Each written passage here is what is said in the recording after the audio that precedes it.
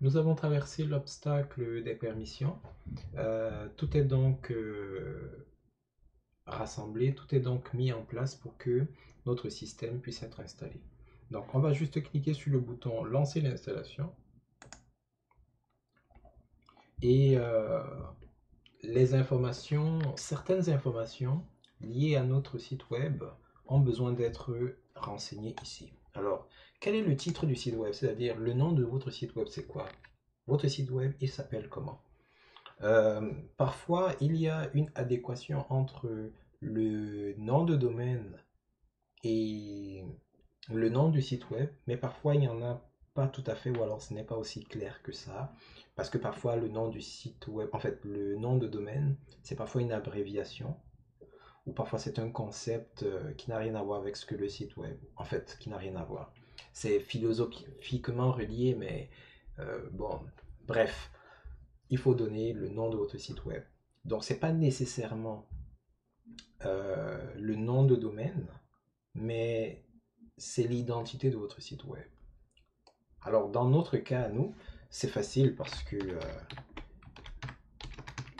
le nom de domaine que nous avons choisi, qui est blogitératif.tst, ça représente ce que fait le site web. Donc là, c'est facile. Alors, si votre nom de domaine, c'est par exemple une abréviation, bon, mais les gens, ils savent pas ce que veut dire l'abréviation. Peut-être qu'au niveau du titre du site web, vous allez détailler pour expliquer, pour donner la signification de cette abréviation. Par exemple, sauf si votre abréviation, c'est votre marque de fabrique, etc. Alors, par identifiant ici, on entend le compte dont vous allez vous servir pour vous connecter dans votre système. Donc, c'est un peu comme le nom d'utilisateur de l'administrateur de votre site web. Pour des besoins de simplicité, je vais utiliser blog itératif une fois de plus. Mais soyez, comment dire ça, créatif. C'est très important parce que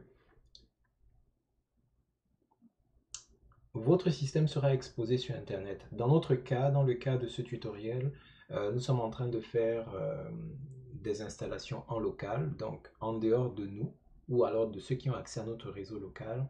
Personne, théoriquement, ne devrait être en mesure de se connecter à ce site web-là. Donc on pourrait s'amuser à utiliser des paramètres de sécurité extrêmement bas ou presque inexistants. Mais dans le cas d'un site qui est sur Internet, il serait préférable de renforcer la sécurité autant que possible. Donc, soyez créatifs dans la mesure où, traditionnellement, les noms d'utilisateurs qui constituent les administrateurs des systèmes sont soit des noms du genre admin, administrateur, administrator, quelque chose qui tourne autour de ça, soit c'est un nom en rapport avec le site web, comme par exemple la blog itératif. Donc, j'aurais pu appeler ça Wawa Badala Kizigbo. C'est tellement impensable que pour être piraté, ce serait difficile. Du moins, si les pirates essayent de passer par la combinaison nom d'utilisateur mot de passe. Parce que s'ils veulent passer par cette étape-là, pour réussir à pirater, il faudrait qu'ils connaissent le nom d'utilisateur, qu'ils connaissent le mot de passe. Bon, s'ils ne connaissent même pas le nom d'utilisateur, quand bien même le mot de passe serait 1, 2, 3, ce serait un peu plus compliqué. Bon, mais dans la réalité, c'est beaucoup plus complexe que ça, donc euh, laissons tomber. Alors, concernant le mot de passe, euh, nous allons utiliser un mot de passe. Ce bouton-ci caché, ils auraient dû le mettre également sur la première instance d'installation, mais bon. Donc, on va y aller avec blog itératif, bien entendu. C'est très très très très faible. Donc la raison pour laquelle c'est faible, c'est parce que c'est pour des besoins de test et tout le reste. Euh, et lorsque votre mot de passe est faible, WordPress vous demande de confirmer que vous vouliez vraiment utiliser un mot de passe faible. Donc c'est ce que je vais faire. L'adresse courriel, ce sera l'adresse courriel de l'administrateur. Donc, dans mon cas, ce sera tatami dans le dojo de Soka Wakata. Alors moi, je vais demander au moteur de recherche de ne pas indexer ce site web parce que c'est un site web local. Mais de toute façon, il n'ira pas sur Internet, donc la probabilité pour que ça arrive est assez faible, mais sait-on jamais. Mais lorsque vous êtes en train de créer un véritable site web, il va de soi que cette option-là, vous n'allez pas la cocher. Sauf si vous êtes en train de créer un site web, vous le faites de manière furtive, peut-être le temps de finaliser un certain nombre de choses avant que l'indexation débute. Parce que dès que vous êtes sur Internet, les moteurs de recherche se baladent un peu partout, donc ils peuvent identifier votre site web et parfois commencer à l'indexer alors qu'il est peut-être encore en cours de développement. Il y a des instances où ce ne serait pas souhaitable. Donc, ce serait le genre d'instance où vous feriez ce genre de manipulation.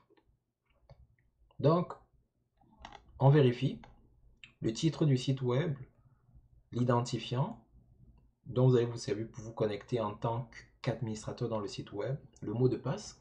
Alors, chez moi, il est très faible et c'est exactement l'identifiant, c'est exactement le genre de choses que vous ne devriez pas faire du tout, mais alors pas du tout.